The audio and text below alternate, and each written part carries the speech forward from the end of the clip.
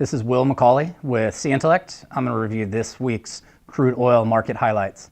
We reinitiated our short position on the July 2019 WTI contract last week after it settled above $55. We had set a threshold of $55 to reinitiate our short. Year to date, you can see our performance, we're down 3.5%. We had a short on at the beginning of the year. Market moved against us. We stopped out on that trade and then reinitiated the short.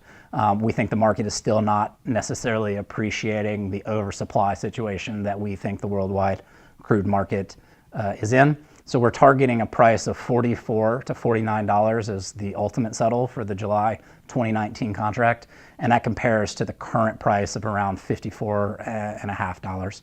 You can also see here our performance on this trade last year, 2018. We were up 22% for that year on an unlevered basis, so pretty strong performance on that trade. We hope our 2019 start will turn around as the market starts to appreciate the current situation. I'm going to discuss 7 factors driving our bearish crude position. The first is US dollar is up 0.5% over the last week, and it's up about 8% over the past 40 weeks. So a strong US dollar is a bearish signal for crude prices as it incentivizes producers outside of the US to continue producing as they're receiving higher revenue in local currency terms as the dollar is strong. So all the rhetoric you hear about OPEC and Russia cutting production, we doubt production is going to be cut, or if it is cut, it's not going to be as steep as the rhetoric that you're hearing. The second factor is crude stocks in the US. We had a build last week of about 8 million barrels, which is a very strong build relative to our high expectations of 1.5 million barrels and the market expectations of a slight draw of 700,000. So again, a strong build relative to what the market and we frankly were expecting.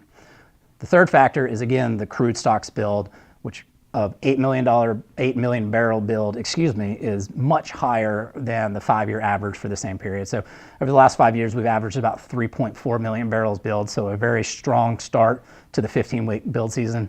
If this strength perpetuates through the rest of the 15-week season, we should have a very high stock level by the end of the build season.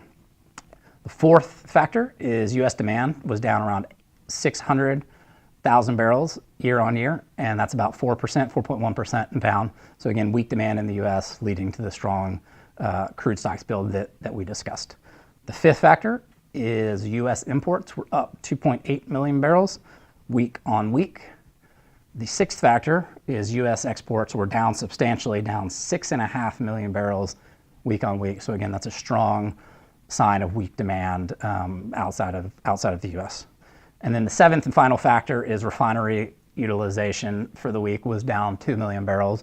Now we are entering the normal turnaround season for refineries. This utilization rate is still relatively normal, but it's something to keep a watch on as we progress through the build season and the refinery outage season to see where we end the end of the build season on crude stocks.